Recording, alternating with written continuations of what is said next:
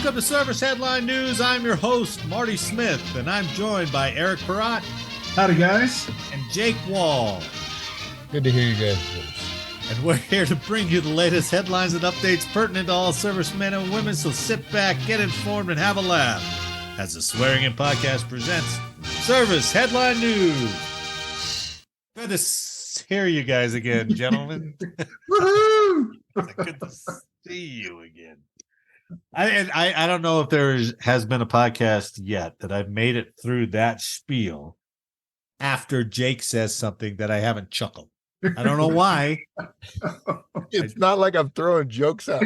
You're not, but I have no idea what you're going to say. And then when you don't say something funny, I'm like, that makes me laugh too. That last one, all I did was giggle in the background. But usually that stops me cold. But this time I powered right through it. Man. Yeah, you did good. Good job. Yeah, thank you. Getting desensitized to it. You do that much like you did to my leg many years ago. So It's like gnawing on a bone. Here for you, Marty. Here for you. Well, yeah, that's closer than you think, Eric. That's actually closer than you think. Oh, yeah. So let's jump into it, Eric. What do you got? Well, guys, this one isn't really related to military service, but it's dear to my heart. Okay. And I believe it will be for you as well, because this happened April 4th, 1968. Any ideas? All right. Wait. The filming of Woodstock. No. Oh, that's not a bad guess. That's not a bad guess. I have a name for you, and tell me if it rings a bell. Okay. James Earl Ray. Oh, is that The Tea Baron? No, sir. No, sir. That's Earl Grey. So close. So close. We're not Mass talking murder, tea. That's close. we're not talking about teabagging. Was he in the tower, or what did he do? Didn't he shoot some people? Texas A&M. No, you're close, but this occurred on Thursday at 6:05 p.m., April 4th, 1968. Martin Luther King was shot dead while standing on a balcony outside his second-floor room at the Lorraine Motel in Memphis, Tennessee. Damn. Yeah, crazy. News of King's assassination prompted major outbreaks of racial violence, resulting in more than 40 deaths nationwide and extensive property damage in over 100 American cities. James Earl Ray, a 40-year-old escaped fugitive, later confessed to the crime and what's said 99-year prison term. He did go to trial then. Well, he confessed after they caught the guy. Somehow or another, he was able to get out of the States and was captured in England. Oh, shit. Yeah, I was unaware of that. During King's funeral, a tape recording was played in which King spoke of how he wanted to be remembered after his death. I'd like somebody to mention that day that Martin Luther King Jr. tried to give his life serving others. King had arrived in Tennessee on Wednesday, 3 April, to prepare for a march the following Monday on behalf of striking Memphis sanitation workers. Yeah, that was a big day, man. That changed the face of what was it? Integration, racism in general. Yeah, sure. And he was the peaceful side of that, right? Turn your cheek. Yep. You had Malcolm X, who was the militant side, but you had Martin Luther King, who was the peaceful side. Yeah. What was the order? Obviously, Kennedy got shot first. Then was it Martin Luther King? Then was it Robert Kennedy after that? Yeah, I think Robert was last, to be honest with you. Right. My God. Well, Malcolm X got assassinated too, didn't he did too. But that wasn't until the 70s, I think. He was shot with a 30-06 Remington rifle. Oh. It was Martin Luther King? Martin Luther King. Yeah, the weapon that was used was a .30-06 Remington rifle. Now, what were you saying? Was he giving a speech or was he not? He was preparing. Let's see. He was there on March 3rd, prepping for talking on the striking Memphis sanitation workers. So where did he get shot at? He was at the Lorraine Motel. So as he prepared to leave the Lorraine Motel for a dinner at the home of Memphis minister Samuel Billy Kiles, King stepped out onto the balcony of room 306 to speak with Southern Christian Leadership Conference colleagues standing in the parking area below. The assassin fired a single shot that caused severe wounds to the lower right side of his face. Damn. Yep. Aides rushed to him, and Ralph Abernathy cradled King's head. Others on the balcony pointed across the street toward the rear of a boarding house on South Main Street, where the shot seemed to have originated. They say how far away he was? No, it doesn't give a distance. An ambulance rushed King to St. Joseph's Hospital, where doctors pronounced him dead at 7:05. So it was almost an hour to the time that he stepped out. When he was shot, 6:05. That was April 4th? Yes, sir. Wow. Sad day. Oh, Kennedy was 63. Malcolm X was 65. Oh, 65. Martin Luther King Jr. was 68. Oh, so King was last. How about Bobby Kennedy? Can you imagine in that, 5 years, if that happened today? Oh, my goodness. Well, that's the whole thing. I've said it before. My wife always goes, "These are the end times," and I'm like, I think they had it rougher, Yeah. In the '60s, and what'd you say? In 5 years, you had 4 prominent leaders, or 3 at least. Yeah, 3. We're more about mass shootings today. Back then, it was just singles. Yeah. Jeez. Man. Let's see. Oh shit! Robert Kennedy was killed in '68 too. So both King and Kennedy were both killed in '68. Yeah. Both great leaders, man. It's amazing to me. All right, should we get into it? First story from taskandpurpose.com. Green Berets are testing a prototype glider drone for speedy resupply. So Green Berets from the 1st Special Forces Group successfully tested Defense Department contractor Silent Arrow. That's the name of the company. Silent Arrow's GD-2000 glider, a disposable autonomous aircraft that can haul up to 1,500 pounds of gear and equipment in its coffin-shaped body at ranges of up to 40 miles away. During testing at Yuma this past February, Green Berets deployed a GD-2000, which is a tandem wing glider. It flies on 4 7-foot spring-loaded wings that pop out of the fuselage. It's pretty cool. I've got a video I'll show you. With a 1,000-pound payload from a C-27 cargo aircraft, and it landed within 30 meters of its intended target on the range with its cargo completely intact. Silent Arrow claims the GD-2000 can handily beat the current delivery range of the U.S. military's parachute-based JPADS, the Joint Precision Airdrop System, at half the cost, and it can operate through contested spaces with GPS accuracy.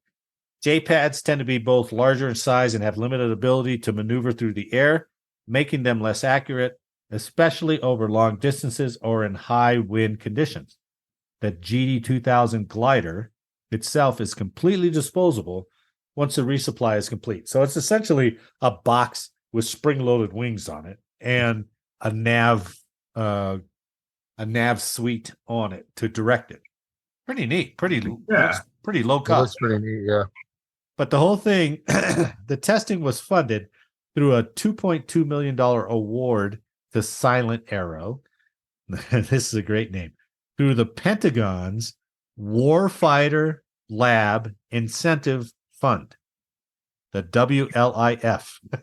Another one of those things that create money. What's going on with these? Like, that's a ton of different independent Oh, it's all over. tabs and things Yeah. like. I mean, I thought I knew most of them, but just in the last 4 weeks, we've introduced a new one every single week. Yeah. And there's like 3 or 4 elements that are under this WLIF. Which if you look at it fast, it looks like MILF. So it's not. It's WILF. I don't know. Yeah. Well, and I didn't go into that because there were two. The names were, when you got 4 words in your name, it's too complicated. Yeah. It's like enough. According to a press release, the GD2000 would allow for aerial delivery. This was interesting because there were some PACOM forces involved in this testing as well. It would allow for aerial delivery to remote islands that require a greater level of precision to reliably reach their destination. With some modification, the glider can also land and be recovered in a maritime environment, further enhancing resupply capabilities to the sort of small islands often found in the Indo-Pacific. So we're pointing a target, man. That's right. We're gearing up, right? Wow. Taiwan, here we come, brother. Yeah. So, we're getting ready for it anyway. Yeah. Where is it? Okay. I will talk about saying a whole lot and not saying a thing. Exactly. We're just designing it to do islands, like the ones in the South Pacific, like the ones off China's coast. Right. But just as a what if, right? Yeah. The possibility, but not really. So it's a short video. I put the link in the description, but it's pretty cool. And we'll try to narrate it as we go. And these guys all play the superhero music whenever they put these videos together. Yeah, the wings are kind of cool because they're offset vertically. Yeah, they're not even across. So you can tell they're pushing it out the cargo. Like they're pushing out the cargo plane. And the wings snap open. That's cool. Yeah. It's not much to look at. It does look like a coffin, like a flying coffin, right? It does look fairly simplistic. 1,600 pounds of cargo. Now that can make a difference, right? You can do some ammo that way, right? Emergency resupply for sure. Absolutely, yeah. But no troops, right? It doesn't carry troops at all. I guess you could put 1,600 pounds of troops in there, right? I think the land is the issue. Yeah, I think a parachute might be. But so the auto flare upon its landing, that's pretty cool too. It kind of just deploys flaps right at the end to slow it down. Yeah, and it just flares up and lands on its own. Land. So like slam in. So I'll put that video in the description. That is one of the better, easier, more affordable tech pieces that we've covered over the last few weeks. So the question of the day: does China's balloon cost more than our glider? Resupplying, Eric. Well, the balloon probably could, right? Oh yeah. Yeah. At the risk, not that we get a lot of people who listen to us anyway, so we can go ahead and say this stuff, but they let that balloon float all the way across, and then they went apeshit over the next couple of weeks, just shooting down everything, right?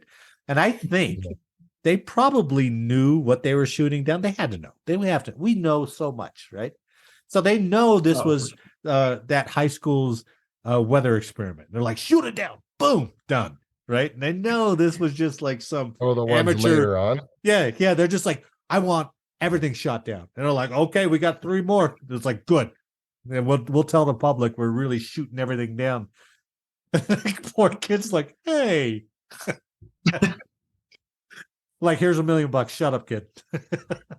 Well, I think they caught so much grief for not shooting it down the first time, man. They're like, well, we're not going to deal with that shit again. Yeah, we're just going to shoot down everything and say it's China. Yeah. Even though it probably originally was made in China. It's just the Wildcat Everything's High new. School is flying it now, and you're like, yeah. So pretty cool tech. Okay, this next one is from ArmyTimes.com. Back or a couple weeks ago, the U.S. Army Small Arms Championships were held at Fort Benning, Georgia. So I tried to find some more information about exactly what these events were.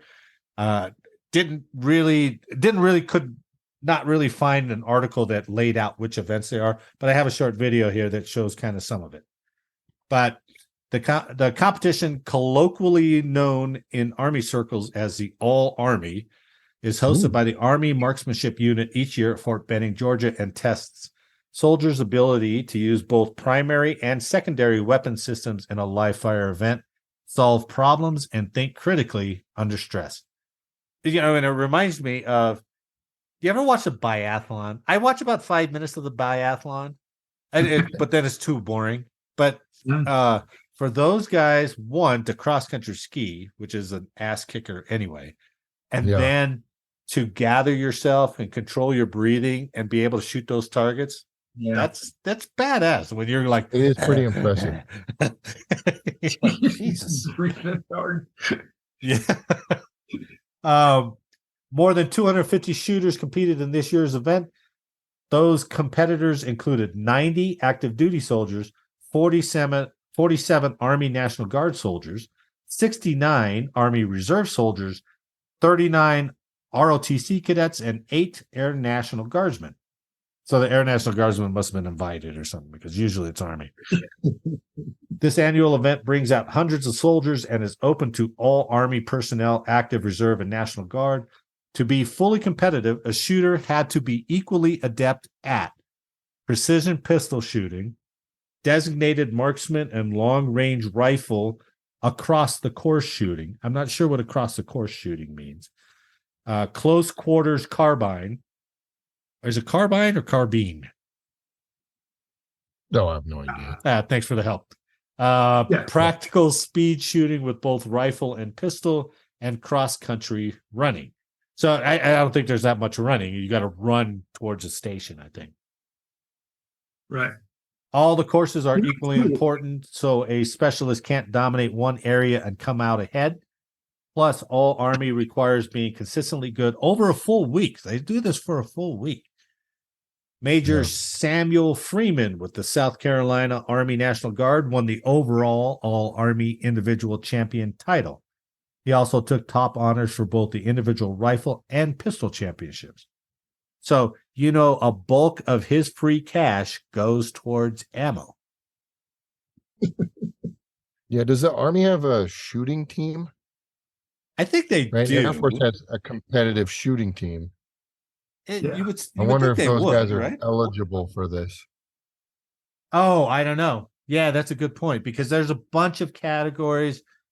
In addition to the events, there's like an open division, and then there's like a cadet division. So I don't know. It would seem that they would have like official Army marksman team against Air Force marksman team against Marine marksman team, something like that. This sounds more individual, but they do have team awards too. So and it was 260 competitors. Yeah, it's a lot of all components. Right. Guys, you know what this story does for me? Crazy. It allows me to think, after all the shows we've done and all the past things we've talked about, we finally have a story that talks about the Army doing what it's trained to do. You mean a positive story? A positive story, and do the things they're trained to do. Yeah, that's true. Yeah, that's and it does my heart good to hear it. Well, as most civilian news does, it's only news if it's miserable. Yeah, that's true. And a lot of these websites are just, hey, this guy got arrested, this commander got relieved, this vehicle didn't work. I wanted to wait. I wanted to mention the 2 Blackhawks that went down. Oh yeah. It killed like 9 guys. Yep, I saw.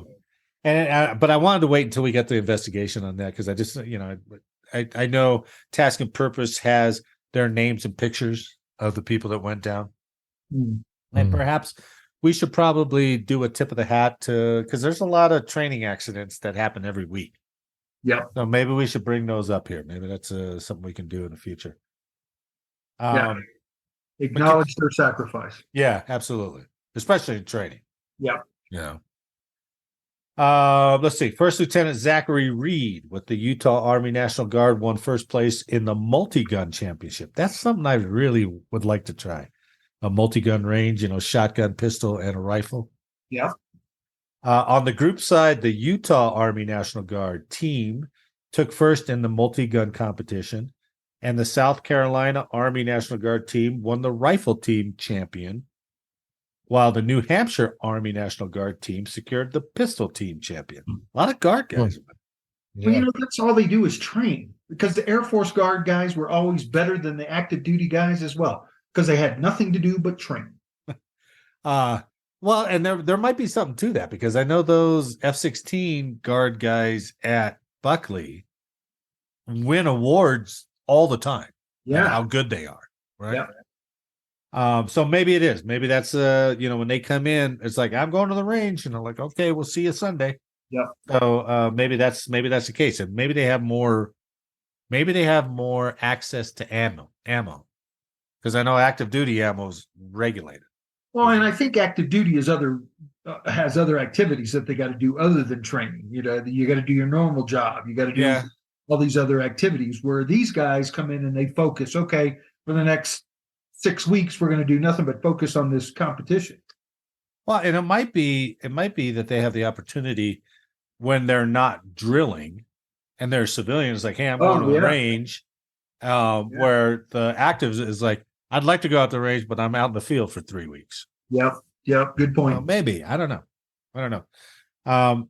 Again, I will put the link to this video in the description, but it's a rather long one. I'll try to fast forward a little bit if I can find it down.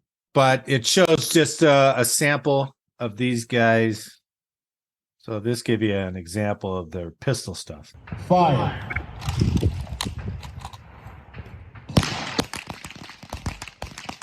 So they're all out in the field, line of them, and they're all standing, shooting at the targets with, I guess it's their 9mm. Yeah, it looks like the Beretta. It doesn't look like that new, the new one they put just The 6 Sauer. So then they they fire so many rounds, and now they're all laying prone. Watching the same thing.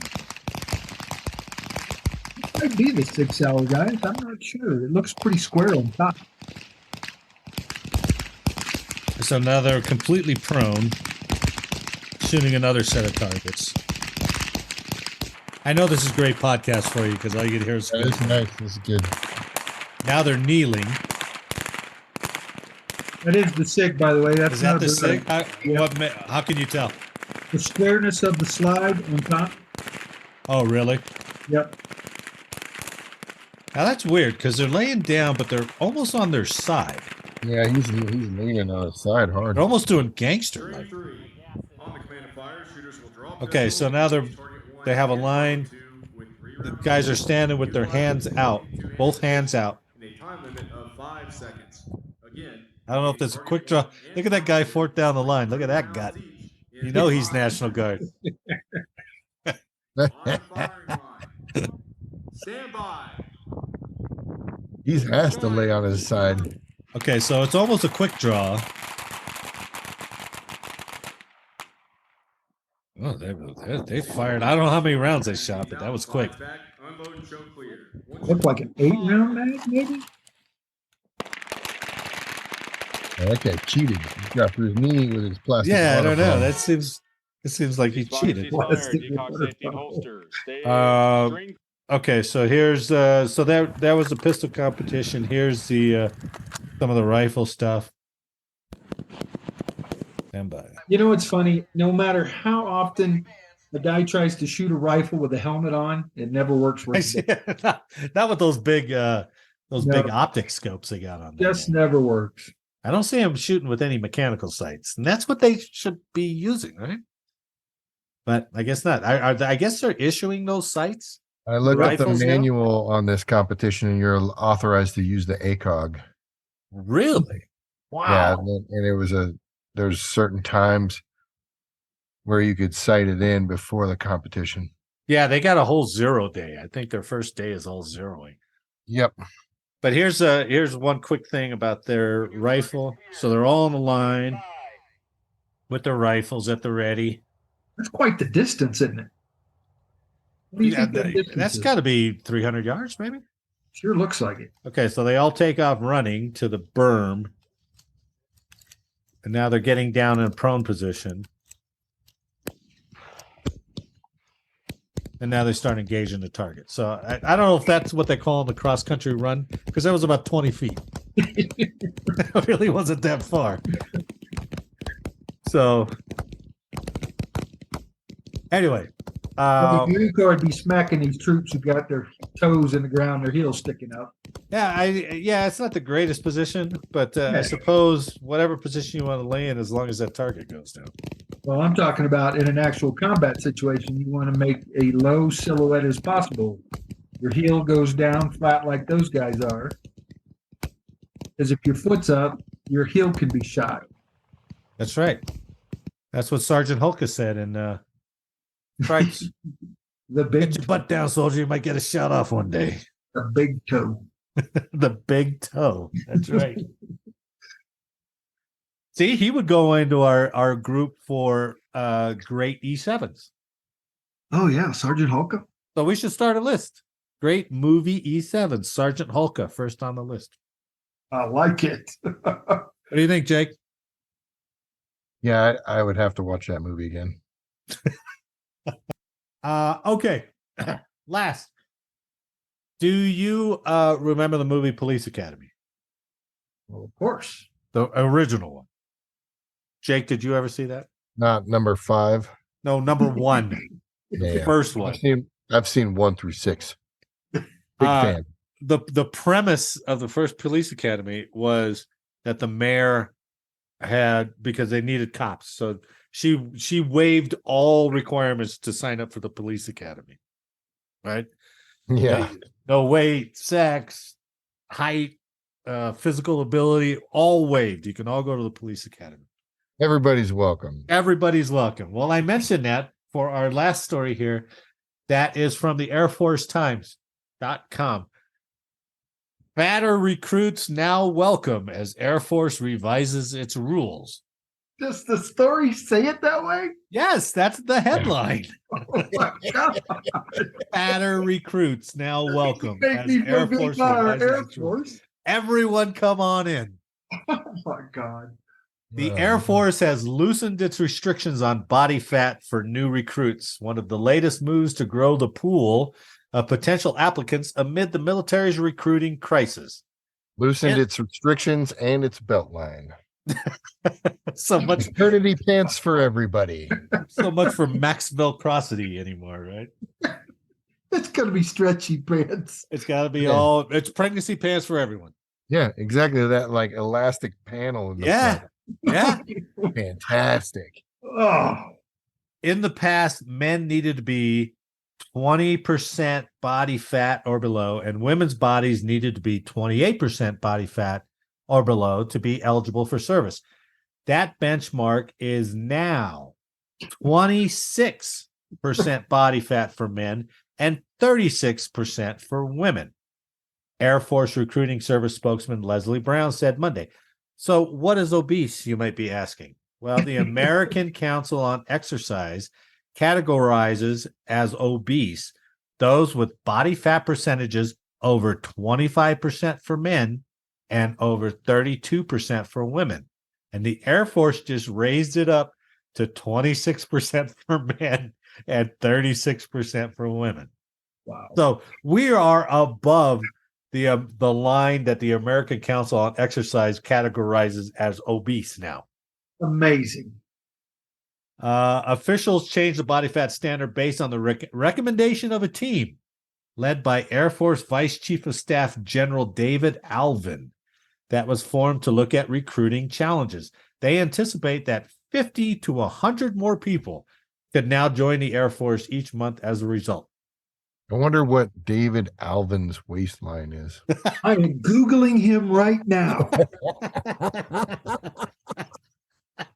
I am. All right, Dave. I see why you did this. Now, if he's sitting, just leaning back, bouncing the beer on his belly, and he's like, let's go to 32% body fat. Good idea, General. Deal. He's not. He's about 6'4" tall. Probably a runner. He's a skinny dude. Interesting, but they could get 50 to 100 more people. This was interesting. This was interesting the way they phrased this statement. The change reflects an attempt to adapt to the national obesity crisis that has stymied military recruiting compared to earlier, svelter decades. Now, listen to this. This is alarming.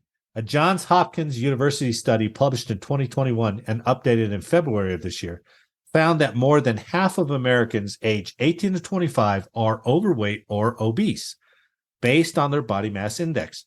BMI is one measure of body composition as calculated by dividing a person's weight by their height, which is not the most accurate. It's actually a shitty way to do it, but it's what we got, right?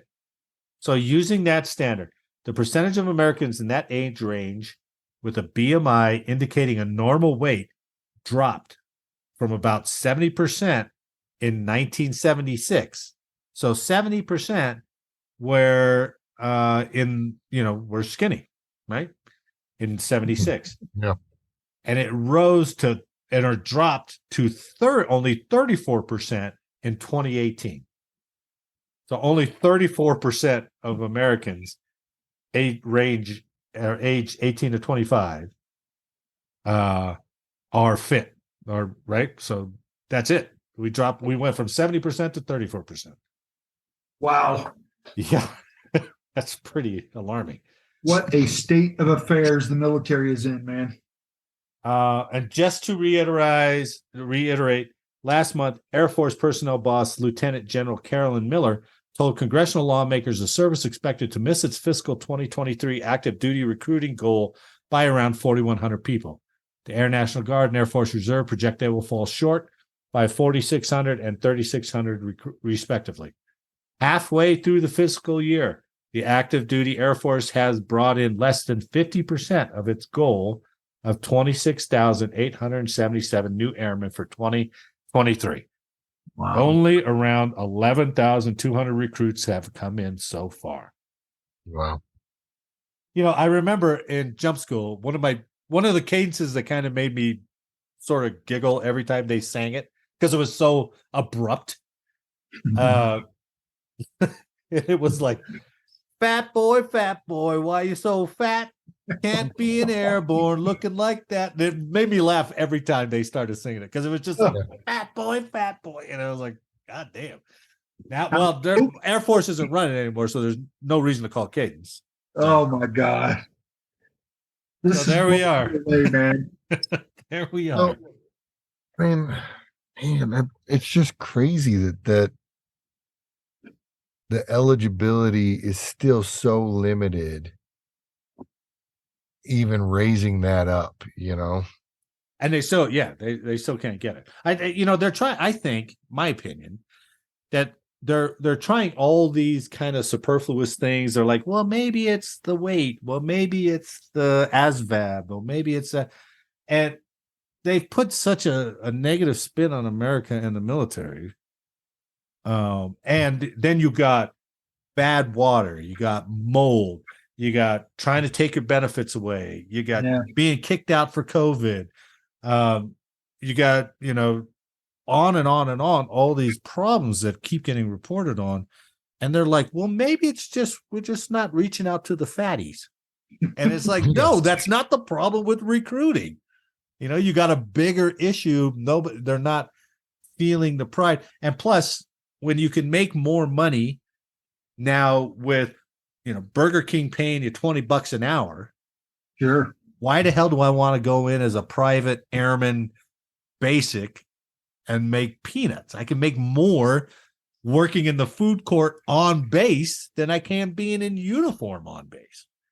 Yeah. And that sense of pride we used to have in being part of that establishment, right. I don't believe it's there anymore. Right.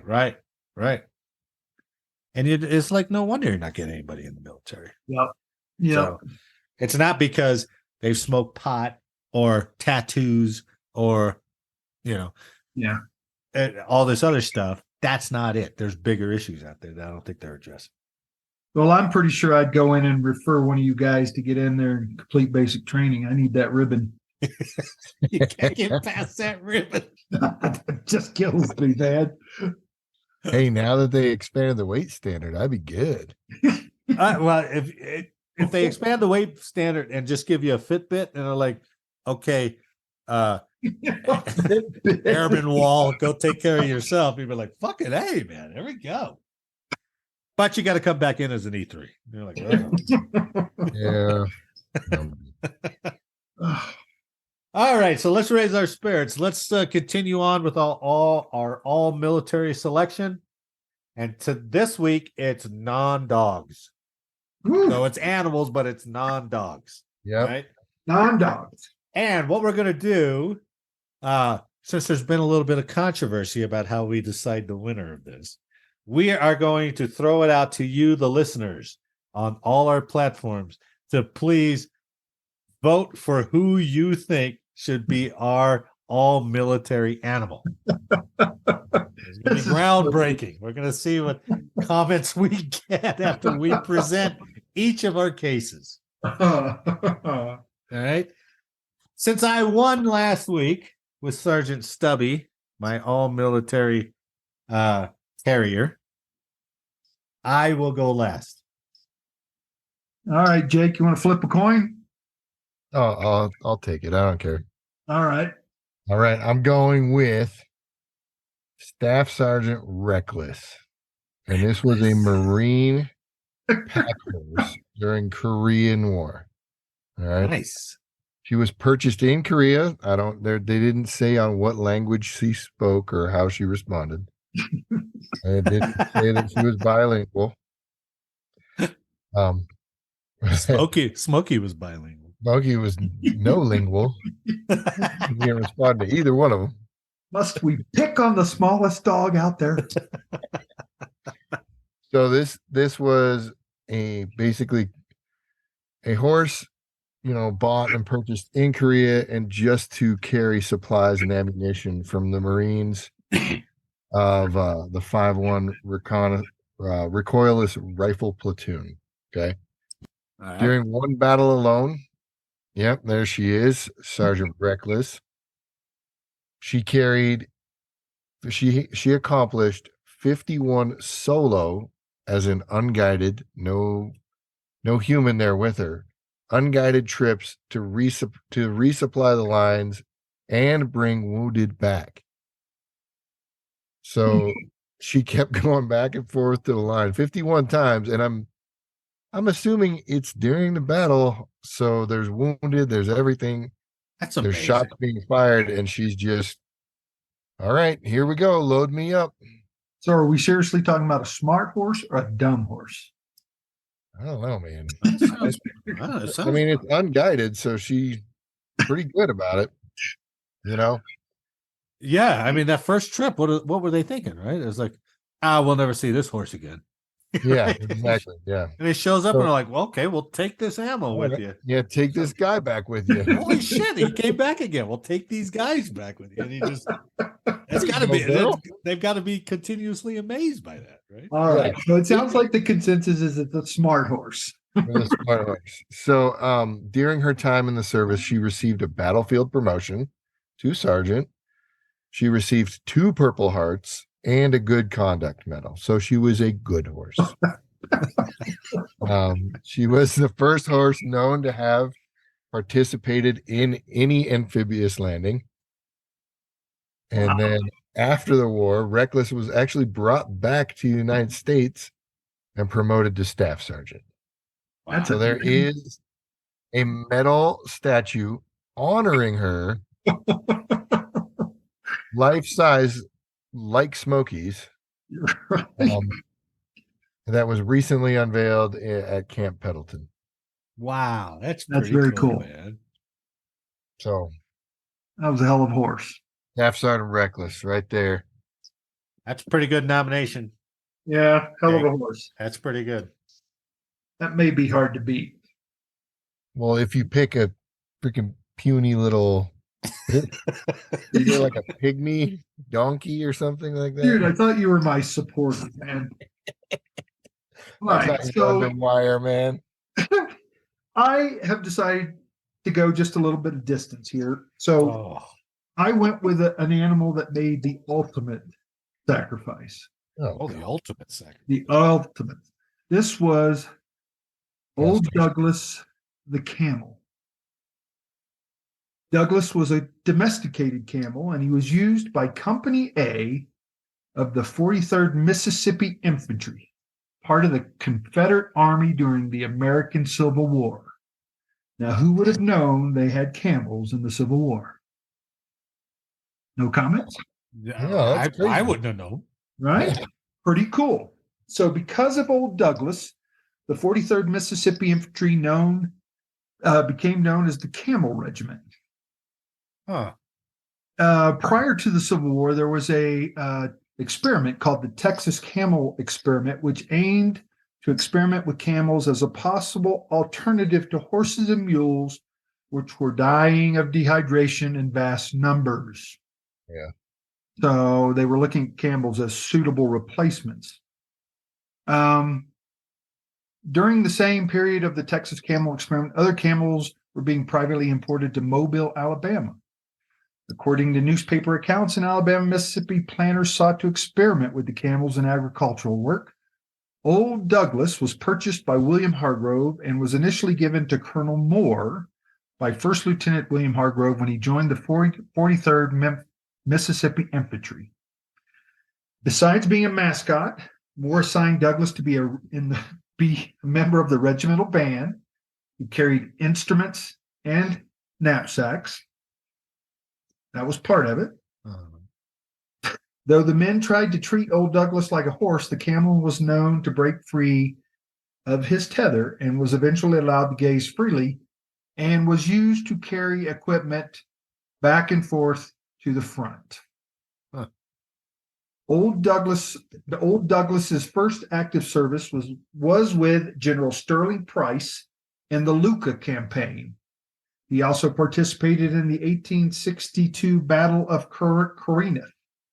He remained with the regiment until the siege of Vicksburg, where he was killed by Union sharpshooters. Oh, shit. They shot the camel? He shot the camel. Douglas. So here comes the ultimate sacrifice. During the siege of Vicksburg, the Confederate Army troops were starving. Oh, my goodness. They were starving? They were starving. Might as well. Oh, come on. Yes, the Confederacy pulled Old Douglas back behind the lines and used him as food to survive during the Battle of Vicksburg. Oh, ultimate sacrifice the camel made. Well, I don't think he made the sacrifice, but I don't think he said shoot me, but he gave his life. We are talking about an animal. Wait, who ate him? His buddies. No, I mean the South or the North. The South. Okay. South. So he was shot. He was shot by the North. He was shot by the North. And by the way, enraged at the camel's death, the men swore to avenge him. Colonel Beaver enlisted 6 of his best snipers and successfully shot the culprit who killed Douglas's the camel. Yeah. Oh. Douglas is currently honored with his own grave marker in Cedar Hill Cemetery in Vicksburg, Mississippi. Wow. He is, along with other camels used during the war, not overlooked by historians nor by Civil War reenactors. There is currently a group called the Texas Camel Corps, whose mission is to promote stories of camels like Old Douglas used during the Civil War. Huh. Where'd the camel come from? Well, like I said, before the Civil War, there was a experiment, and I think they brought them in from Saudi Arabia. Oh, so there was part of some other thing that they were doing, and just Yeah, right. okay. Not I really think a local boy. not like not local. They were bringing them over as an experiment. Okay. By the way, that experiment actually failed. The camels weren't fast enough, and ultimately could not do the job. Oh, so they ate them too? Yep. I think Old Douglas was the only victim. But quite the animal story, all the way They back. learned their lesson. It's camels. All the way back to the Not taste Civil good. War. That's pretty good. That's pretty creative, man. I'll give you that. All right, thank you. All right. I got your winner, though. Oh, here we go. I do. It's Is your animal going to be bigger than my 4-pound, 7-inch tall? no, but he was 100 times more heroic.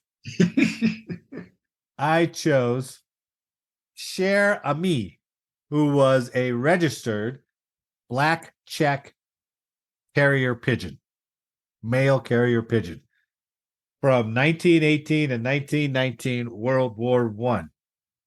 Cher Ami, Cher A-M-I, Cher Ami, which means dear friend in French, was born in 1918. Cher Ami was one of the 600 Army Signal Corps pigeons sent to France to assist with communication on the battlefield.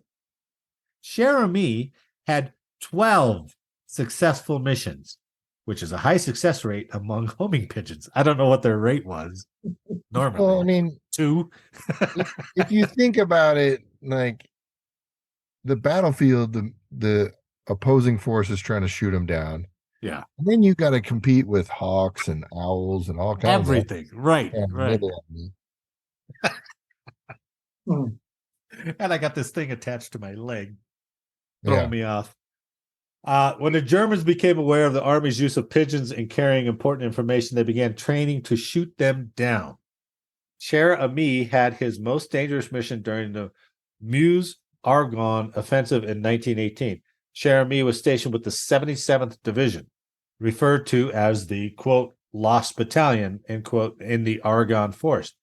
They found themselves cut off from the rest of the American troops under heavy bombardment. The battalion was trapped behind German lines and unable to make their position known. Soon, American bombs began falling on the lost battalion on October 4th, making the situation very dire. Since they were out of the reach of the radio signal, using a homing pigeon was their only choice. American Major Charles Whittlesey and his men watched as this is funny. They watched as almost all of their pigeons were shot down by the Germans until they were left with only one, Cher Ami. I mean, I see them go like, okay, go, Francois, go, boom. We're down to one. Yeah. We're down to one. Whittlesey attached a note to Cher Ami's leg writing, quote, we are along the road parallel to 276.4. Our own artillery is dropping a barrage directly on us. For heaven's sake, stop it. Close quote. That was his note. That's a great note. Yeah. The shelling. Cher Ami dodged German bullets, giving the soldiers hope until he was shot through the chest and fell to the ground. Against all odds, he returned to the sky to deliver the message. He flew at record speeds, covering 25 miles in a little less than a half an hour. Wow. That's a mile a minute. That's pretty cool. He arrived at the American base with the message, alive but badly wounded. American medics were able to save Cher Ami, but he'd lost his right leg and was permanently blinded. You see why I chose a pigeon? Because he lost his leg too. Oh, good spirits. Are we trying to get the sentimental vote? Yeah, Go- dude, nobody cares about that. I'm just thing. saying, you know, one-legged animals can be pretty heroic. Yeah. Due to Sher Ami's trip, the bombardment on the Lost Battalion stopped and 194 men safely returned to American lines. Sher Ami was awarded the Croix de Guerre by the French government to honor bravery on the battlefield. General John Pershing, who also decorated Sergeant Stubby, honored him by saying, "There isn't anything the United States can do too much for this bird." Can you imagine the general of animals, man? I know. Can you imagine Black Jack Pershing, right? Commander of all forces. And he's like, okay, I'll give this goddamn dog a medal. And they're like, there's somebody pulling on his shirt, like, General, we got a pigeon. Jesus. Don't we have any soldiers? Next thing you're That's where I draw the line. You'll be bringing me a damn mule and a camel. So that's my nomination, Pigeon Sher Ami. So in that battle, like how many people did Sher Ami's or his? 194 he saved. That's pretty good. Yeah. I mean, After being shot through the chest. Yeah. Now that seems a little bit much of an overstatement because there's not much of a pigeon chest. Yeah. So it's not like it ran him through, maybe it grazed him, I guess. Hey, did I tell you guys that Old Douglas fed the entire 43rd Mississippi Infantry? Oh, just thought I'd throw that out there. You want me to go into Sergeant Reckless's like morale building antics? Also, she never left. As a Marine, you could never leave your rations around her. She would just tear them up, especially scrambled eggs, pancakes. And she did enjoy stealing a morning cup of coffee every now and then. Now, that picture I just showed you of Sher Ami the pigeon is in the Smithsonian. That's a stuffed model of Sher Ami with one leg. And a bulgy eye. I can see where this is going to be a tough vote for the crowd, man. So you're in the Smithsonian. Meanwhile, there are 6 national monuments to Staff Sergeant Reckless around the country. 6? Yeah. National Museum at the Marine Corps Quantico, Marine Corps Base Pendleton, Kentucky Horse Park, Lexington, Kentucky. That seems a little excessive. Okay. I'm impressed, but did I tell you that Old Douglas fed the whole 43rd Mississippi Infantry? All from its lump. Yes, Old Douglas created shawarma for the South. Yes. Shawarma. So while we're going back and forth on this, I do have an honorable mention. Okay, let's hear the honorable mention. And if this one wins, if viewers choose the honorable mention, listeners choose the honorable mention. This is just ridiculous. So this was a Navy pig. It was known as King Neptune, and it received its promotion during World War II when it was sold to an Illinois Navy recruiter. All right, this pig was originally intended to be dinner, but was able to accomplish its job without getting shot or sacrificing its hindquarters. Unlike somebody's camel. Okay. So the Navy instead, the recruiter bought him and made him the star, promoting him to the king, like giving him a crown and basically sending him on like a USO tour, selling war bonds. Wow, really? Yeah. So they would line this pig up on stage with a crown on, and then they would auction off different parts of this pig. Oh, no way. Yeah, but they didn't kill the animal, but they would auction this pig off, and ultimately King Neptune helped raise over $19 million for the Navy. Wow. Now that's impressive. That is impressive. They took this pig on a USO tour, auctioning off different hindquarters and back roasts and everything. And then they're to raise war bonds kind of thing. And so what they auction them off and then just skip town and not pay people off? No, it was you bought that hindquarter Oh, I got you. and you it got a was just a bond. donation. Yeah, you know. yeah. So But there were some people who are like, I really want that. yeah. Yeah, exactly. I mean, there is rationing going on, right? Where's this pork belly at? Honorable mention Neptune. Yep. All right, so it is up to our listeners to choose the winner between Old Douglas, Cher Ami, and Sergeant Reckless. Is it Reckless? Oh yeah, don't try to pretend like you don't know that it's Sergeant Reckless. Gonna get me to lose here. Just another horse. Oh, here we go. Well, at least the horse wasn't eaten. I don't know. I mean, That's the the horse ultimate gets eaten. sacrifice. The camel did his job and fed the whole 43rd. The camel was starting to turn, and the Confederates were hungry. Man. Yeah, they were like, yeah, might as well. I'm tired of smelling this thing. I'm just going to eat it. Saved a lot of lives during Civil War. Gotta say. I don't think you can calculate the 51 trips of ammunition and at least 51 people brought back to the medic tent. Yeah, that's pretty good. And that's just one engagement. 12 missions, 12 successful homing pigeon missions, 194 men saved. I don't know. With one leg, no eye, and shot in the chest. Yeah. Did I tell you he was a member of the 43rd Mississippi Infantry Band? Old Douglas carried the instruments. That's some pretty. Morale was improved by 14%. You're right. How often do you see a camel in a band? How often do you see a band on the battlefield? Yeah, exactly. Well, apparently they were there. Apparently, maybe they were the ones eating them. Probably tired of dealing with him. That son of a bitch spits at me one more time. It just wandered off. Old Douglas. Come on. It took my drum again. Can you believe it?